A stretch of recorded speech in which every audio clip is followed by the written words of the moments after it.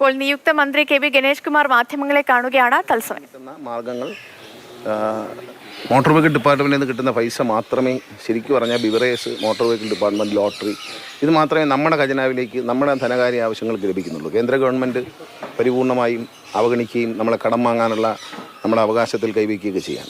അപ്പോൾ കേന്ദ്രത്തിൽ നിന്നൊന്നും പ്രതീക്ഷിച്ചിട്ട് കാര്യമില്ല.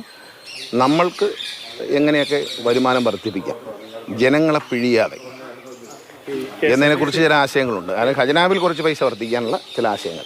മന്ത്രി എന്ന സമയത്ത് വാങ്ങിയ വാഹനങ്ങളാണ് കൂടുതലായി ഇപ്പം നിരത്തിലുള്ളത്. ഇപ്പോൾ വലിയ മാറ്റം സ്വാഭാവികമായും എത്തേണ്ട സമയം കൂടിയായിട്ടില്ല. നമ്മൾ KSRTC ഞാൻ മനസ്സിലാക്കിയിടത്തോളം KSRTCയുടെ വരുമാനത്തിൻ്റെ ചെലവിൻ്റെ നേരെ പകുതി ഡീസലിനാണ് പോകുന്നത്. അപ്പോൾ ഡീസൽ 3 കിലോമീറ്ററാണ് മൈലേജ്. ഒരു ഉദാഹരണമായിട്ട് ഞാൻ പറയാം. അപ്പോൾ ഈ 3 കിലോമീറ്റർ മൈലേജ് കിട്ടുന്ന ഡീസൽ വണ്ടികളെക്കാൾ ചെറിയ ബസ്സുകൾ വാങ്ങും ഗ്രാമീണ മേഖലകളിലേക്ക്.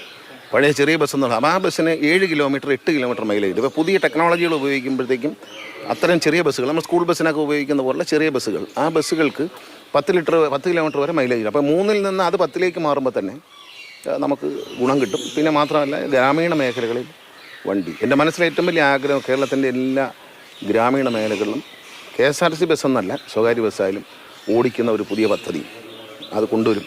അത് ബഹുമാനപ്പെട്ട മുഖ്യമന്ത്രിയുടെ മുമ്പിൽ അവതരിപ്പിക്കും.